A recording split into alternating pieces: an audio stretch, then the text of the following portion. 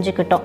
இப்போ விரதத்தை நாம் எந்த நாளில் எந்த நேரத்தில் எப்படி தொடங்கணும், முதல் நாள் எப்படி தொடங்கணும் அப்படின்னு பார்த்தீங்கன்னா, விரதம் இருக்கக்கூடிய முதல் நாள் அதிகாலையில் எழுந்து குளிச்சு முடிச்சுட்டு பிரம்ம முகூர்த்த நேரத்தில் உங்கள் வீட்டு பூஜை அறையில் இருக்கக்கூடிய முருகப்பெருமானுடைய திருவுருவத்துக்கு முன்பாக விளக்கேற்றி உங்கள் வேண்டுதல், அதாவது எதற்காக இந்த விரதத்தை நீங்கள் தொடங்குறீங்களோ அந்த வேண்டுதல் எதுவோ அதை முருகப்பெருமானுக்கிட்ட கூறி உங்கள் வழிபாடு வச்சுக்கிறீங்க. முருகனுக்கு உகந்த மஞ்சள் சிவப்பு நிற பூக்கள் கொண்டு அலங்கரித்து பாலில் தேன் கலந்து நைவேத்தியமாக படைக்கணும். அதே போல் அந்த முதல் நாள் மட்டும் பக்கத்தில் இருக்கக்கூடிய முருகன் கோவிலுக்கு போய் வழிபாடு செய்ய முடிஞ்சால் வழிபாடு செய்யணும்.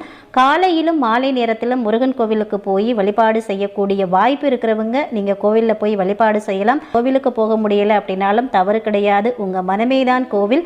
உங்கள் மனத்திலேயே முருகப்பெருமான் கண்டிப்பாக குடிக்கொன்றுவார். உங்களுடைய சூழ்நிலையை பொறுத்து இந்த வழிபாட்டை நீங்கள் வச்சுக்கலாம். எந்த ஒரு தவறும் கிடையாது. மனதில் நல்ல எண்ணங்களோடும்